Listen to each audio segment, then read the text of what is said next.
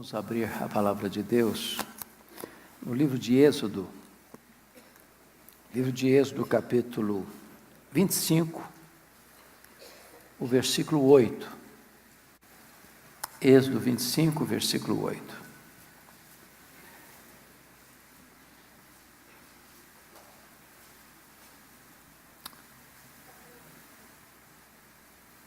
Eu peço à igreja para ler comigo este versículo, vamos juntos?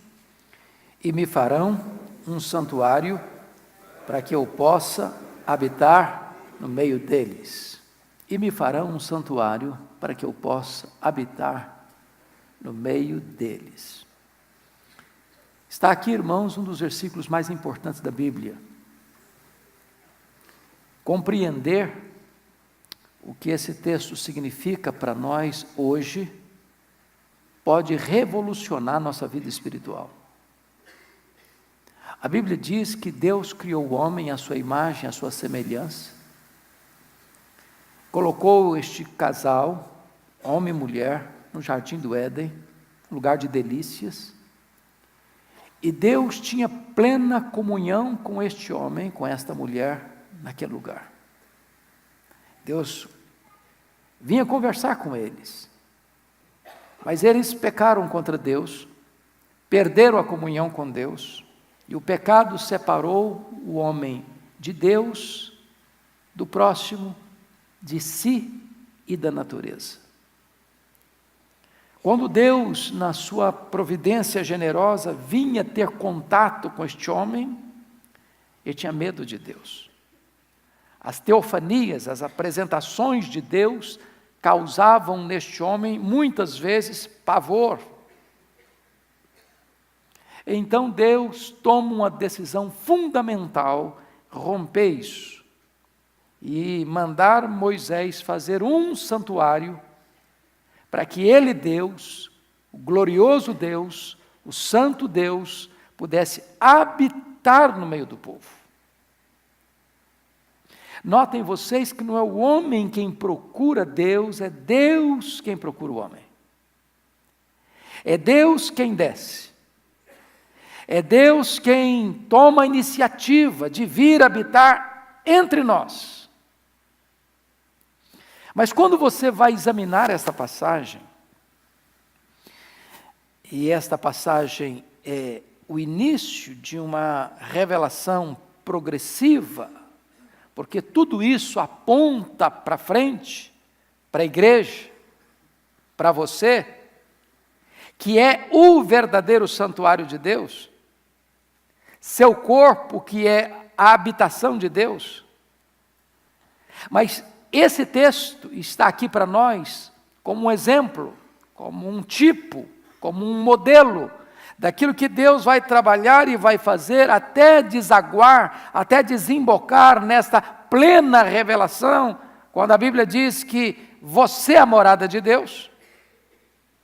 Então, para que nós entendamos esta linguagem ou esta figura, precisamos entender como é que esse santuário foi feito, e então tirarmos aqui as lições. Quando Deus diz para Moisés, e me farão um santuário para que eu possa habitar no meio deles, Deus deu a planta, detalhes, rigorosamente detalhado o que Moisés devia fazer. Moisés não tinha liberdade de fazer nada da cabeça dele, nada do gosto dele, tudo foi dado por Deus, precisamente como ele deveria fazer, porque isto apontava para a igreja, para você e para mim. Bom, dada a ordem, a primeira coisa que Moisés precisa saber é com que material eu vou trabalhar. E quando Deus disse, me farão um santuário, Deus disse, olha, você vai fazer esse santuário da madeira de acácia. E se você for pesquisar, acácia é uma madeira dura, cheia de nós, retorcida, uma madeira do deserto. Nenhum marceneiro gostaria de trabalhar com acácia. Ela é uma madeira muito difícil de ser trabalhada.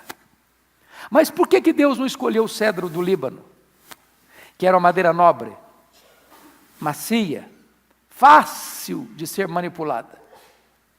É porque a acácia, sendo uma madeira dura, cheia de nós e torcida, é um símbolo da nossa natureza.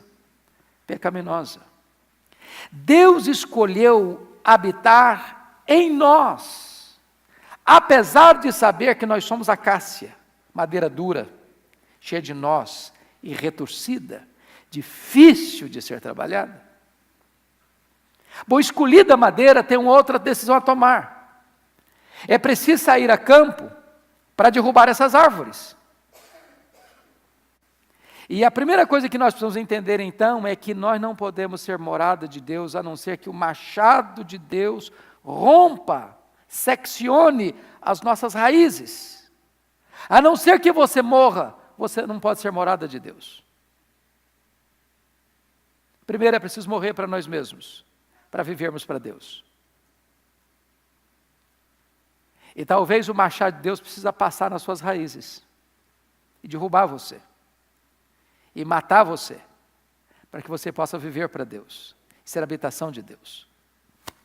Mas em terceiro lugar, o santuário não deveria ser feito das toras da madeira de acácia. Deus dá uma outra ordem para Moisés: agora você vai serrar essas toras em tábuas. Mas Deus dá um detalhe: tábuas iguais. Não podia ser uma tábua maior, uma tábua menor, uma mais larga, uma mais fina. Não. Tábuas iguais. Por que isso? Porque aos olhos de Deus, não importa quem você é, se rico ou pobre, se doutor ou analfabeto, se branco, se pardo, se negro, não importa a sua formação acadêmica, não importa em que bairro você mora, em que casa você habita, para Deus todos nós somos iguais. Deus não faz acepção de pessoas. Mas quando você vai um pouco além, Deus disse para Moisés: essas tábuas não vão ser colocadas em posição horizontal, vão ser colocadas em posição vertical. Por que isso? Porque a posição da igreja não é de ficar deitada em berço esplêndido. A posição da igreja é ficar de pé em posição de ação e de combate. Notem vocês que todos esses símbolos estão olhando para a igreja. O santuário é um símbolo da igreja, porque a igreja é o santuário da habitação de Deus. E não só a igreja coletivamente falando, mas cada membro de per si é habitação de Deus. Bom, mas agora nós enfrentamos um outro problema, já que estamos trabalhando com símbolos. Este santuário deveria ser levantado no deserto, e o deserto é um símbolo do mundo, do pecado. Como é que estas tábuas poderiam ser fincadas nas areias do deserto? Deus, que é o Todo-Poderoso e Sábio, toma uma outra decisão. Estas tábuas não vão ser colocadas na areia do deserto. Estas tábuas vão ser colocadas de pé sobre uma base de prata. Por que prata?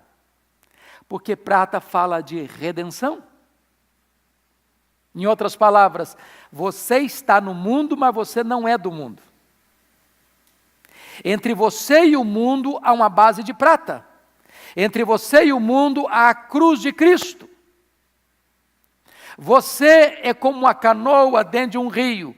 Você está no rio, mas o rio não pode estar dentro de você. Jesus Cristo disse: eu não rogo que os tires do mundo, mas que os guardes do mal. Porque entre você e o mundo precisa ter a base de prata, a cruz, a redenção. Você foi tirado do mundo, você foi enviado de volta ao mundo, mas você não é do mundo, e no mundo você deve ser a luz de Cristo. Agora nota outra coisa, dentro da simbologia do santuário, porque tudo isso aponta para a igreja e para você. Quando você vai a campo serrar uma madeira, se ele derrubou a árvore está viva. A madeira está verde. E quando você serra uma tábua, uma tora verde, e as tábuas ficam verdes, daqui a um tempo, o que acontece com essas tábuas? Elas encolhem. Se você colocar uma do lado da outra, daqui a pouquinho o que vai ter? Fenda. O que Deus mandou Moisés fazer, sabendo disso? Mandou fazer engastes nessas tábuas. De tal maneira que essas tábuas não estavam apenas juntas, elas estavam aliançadas, presas umas nas outras. Não dá para separar uma das outras. O que significa isso? Irmãos amados, nós somos mais do que um agrupamento de crentes. Nós somos uma família. Nós estamos não só juntos, nós estamos aliançados uns com os outros. De tal maneira que, quando um se alegra, todos se alegram com ele. Quando um sofre e chora, todos devem sofrer e chorar com ele. As vitórias de um são a celebração dos outros, e as tristezas de um são as lágrimas dos outros. Por isso, amados, é sinal de esquizofrenia espiritual você ver um crente batendo no outro, machucando o outro, ferindo o outro, agredindo o outro, falando mal do outro. Nós somos um só na presença de Deus. Deus resolveu colocar um engaste para que nós estivéssemos não só perto uns dos outros, mas aliançados uns com os outros. Bom, agora essas tábuas estão de pé. Vejam comigo esse santuário pronto. Quem olha de longe vê a cássia. A cássia é símbolo da natureza pecaminosa, dura, cheia de nós e retorcida. O que Deus faz? Deus manda Moisés cobrir todas essas tábuas, que agora estão formando o santuário, de ouro puro. De tal maneira que quem olha não vê mais a cássia, quem olha vê ouro. O que significa isso? Significa que você e eu, que somos pecadores, fomos justificados e fomos revestidos com a justiça de Cristo. Quando Deus olha para nós, Ele não vê mais o nosso pecado, Ele vê a justiça de Cristo imputada a nós. Quando Deus olha para nós, a acácia, que é símbolo da nossa natureza humana, foi tragada pelo ouro, o ouro da glória de Deus. Louvado seja o Senhor, Deus vê você na perspectiva do Filho. A justiça do Filho foi colocada em você, você foi coberto por ela. É por isso que a Bíblia diz que não tem mais nenhuma condenação para aqueles que estão em Cristo Jesus, nosso Senhor. É assim que Deus olha você, coberto de ouro puro, coberto da sua própria glória. Mas, amados irmãos, se esse santuário fala da igreja, o que acontece nesse santuário trata da redenção e do testemunho da igreja. Se não, vejamos. Esse santuário tinha 3 partes. Tinha o átrio, tinha o lugar santo e o santo dos santos. Aqui no átrio haviam 2 mobiliários. Primeiro, o altar de bronze. Por que altar de bronze? Porque bronze fala do juízo. E era aqui no altar de bronze que o cordeiro era sacrificado, o sangue era vertido. Em outras palavras, nenhum sacerdote podia entrar nesse santuário para adorar a Deus, a não ser que primeiro passasse pelo altar de bronze, pelo altar do sacrifício. Sabe o que significa isso para nós? Ninguém pode adorar a Deus sem primeiro passar pela cruz. A não ser que você esteja coberto com o sangue de Jesus, limpando, purificando você, você não pode ser um adorador. Primeiro precisa passar pelo altar de bronze. Ninguém entra no santuário sem passar por lá. Ninguém é a habitação de Deus sem passar por lá. Ninguém presta culto a Deus sem passar pela cruz. Mas ainda depois do altar de bronze, ficava também no átrio um outro mobiliário que era a bacia de bronze com água. E o sacerdote, antes de entrar no lugar santo, tinha que lavar ali nessa bacia as mãos e os pés. O que significa isso? Significa que, embora você já foi justificado, você continua pecando. Não é verdade isso? Você tem dúvidas de que você é pecador? Qualquer pessoa que tenha percepção da vida sabe que nós pecamos. Ainda. Palavras, ações, omissão, pensamentos. E quanto mais perto de Deus você está, mais consciência você tem disso.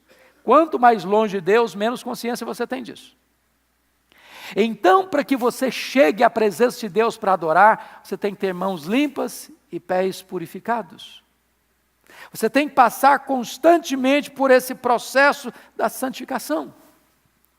Aí quando o sacerdote passava pelo altar de bronze, pela bacia com água, aí sim ele entrava para o lugar santo. E diz a Bíblia que ali tinha 3 mobiliários. Primeiro, a mesa com os pães da proposição. Esta mesa fala-nos de Jesus. A primeira coisa quando você entra para adorar, como você veio aqui nesta manhã, é que nós viemos aqui para nos alimentar de Jesus. Ele é o pão da vida. Ele é o verdadeiro pão que desceu do céu. Nós precisamos nutrir a nossa alma desse pão. Mais de Cristo eu quero ter, é o hino que cantamos. Mas depois que você passa pela mesa dos pães da proposição, aqui do lado fica também o altar de incenso. E esse incenso era queimado de manhã e de tarde. Esse altar, esse fogo não podia ser apagado, porque esse altar de incenso fala de oração, que sobe do altar para o trono. É quando você se alimenta de Cristo, é que você tem comunhão com Deus por meio da oração. Você não chega até Deus pelos seus esforços, você chega até Deus quando você está em Cristo, e então você ora, e as suas orações sobem como aroma suave à presença de Deus. Mas quando você se alimenta de Cristo e busca a presença de Deus pela oração por meio de Cristo, aí você vai para o terceiro elemento, que era o candelabro, com as suas hastes, com luz. É quando você se alimenta de Cristo e quando você tem vida de oração, é que você pode brilhar e testemunhar ao mundo, como luzeiro, neste mundo tenebroso. E me farão um santuário para que eu possa habitar no meio deles. Mas havia uma cortina entre o lugar santo e o lugar santíssimo. Só o sumo sacerdote podia entrar além daquela cortina, uma vez por ano, com sangue. E lá dentro desta área chamada de Santo dos Santos, os sacerdotes não podiam entrar, só o sumo sacerdote, uma vez por ano. E ali só tinha uma peça, chamada Arca da Aliança. Se o santuário fala da igreja, a Arca da Aliança fala de Jesus. Sabem por quê? Porque Jesus está em nós, Cristo em vós, e a esperança da glória. Mas uma pergunta é feita: de que foi feita a arca? De que material? E a resposta é madeira de acácia. Mas como assim? Nós somos pecadores. A acácia é símbolo do nosso pecado. Madeira dura, cheia de nós, retorcida. Mas Jesus não tem pecado. Então por que a arca foi feita de madeira de acácia? É porque ele, não tendo pecado, se fez pecado por nós. Quando ele foi para aquela cruz, Deus lançou sobre ele a iniquidade de todos nós. Ele foi feito pecado por nós. Ali na cruz, ele era todo acácia. O meu, o seu, o nosso pecado foram lançados sobre ele. Mas esta arca também foi toda coberta de ouro, porque ele pagou o preço pelos nossos pecados, adquiriu para nós eterna redenção, e nele nós somos perfeitos aos olhos de Deus. Dentro desta arca tinha 3 coisas. Primeiro, as tábuas da lei, Segundo, o vaso com maná. Terceiro, a vara de Arão que floresceu. Esses 3 objetos dentro da arca falavam de Jesus. Ele é a verdadeira palavra de Deus. Ele é o verdadeiro maná, o pão do céu. E ele, ao morrer, tornou-se vara seca. Mas ao ressuscitar, a vara seca floresceu. Ele é a nossa esperança. Ele habita em nós. Tudo isso apontando para aquilo que nós hoje deveríamos ser. Depois desse tabernáculo que era móvel, vem um templo que é fixo, e essas mesmas verdades estão presentes. Mas chegou um dia que Deus deu um passo a mais, e está escrito: e o Verbo se fez carne e habitou entre nós. O próprio Deus, agora não por meio de símbolos, mas da sua própria pessoa desceu. Vestiu pele humana, calçou as sandálias da humildade, pisou o nosso chão, bebeu a nossa água, comeu o nosso pão, sentiu a nossa dor, chorou a nossa lágrima, carregou sobre si o nosso pecado. Ele pessoalmente veio morar conosco. E ele veio para não apenas falar acerca de Deus, ele veio para mostrar Deus. E vimos a sua glória, glória como do unigênito do Pai. A ponto de Jesus dizer: quem me vê a mim, vê o Pai, porque eu e o Pai somos um. Oh, que verdade bendita, irmãos, Deus se aproximando, Deus buscando, Deus nos atraindo com cordas de amor. Mas Jesus Cristo disse para os seus discípulos lá no cenáculo: convém que eu vá, porque se eu não for, o Espírito Santo não irá. Eu irei para o Pai, mas enviarei sobre vós o Espírito Santo. Bendito seja Deus, porque agora Deus dá mais um passo. Agora esse Deus não veio apenas habitar entre nós, esse Deus veio habitar dentro de nós. Porque ao enviar-nos o seu Espírito, esse Espírito veio para morar em nós, para habitar em nós. Porque tudo isso, desde Êxodo 25:8, apontava para esta máxima, gloriosa, esplêndida verdade: me farão um santuário para que eu possa habitar no meio deles. E eu queria que você agora abrisse sua Bíblia comigo, para nós entendermos o cumprimento pleno desta verdade. Está lá em 1 Coríntios capítulo 3. Abra aí, por favor. 1 Coríntios capítulo 3.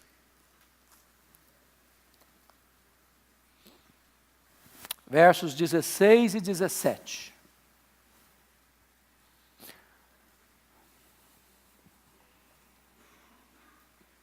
E eu quero conclamar a igreja a lermos com voz bem clara, bem nítida, bem eloquente, esses 2 versículos. Vamos juntos, uma só voz? Não sabeis que sois santuário de Deus e que o Espírito de Deus habita em vós?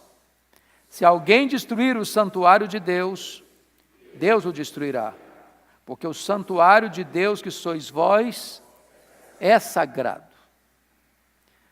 Sabe o que é glorioso de ler aqui? É que nós fizemos uma descrição do santuário, depois fizemos uma descrição do Santo dos Santos.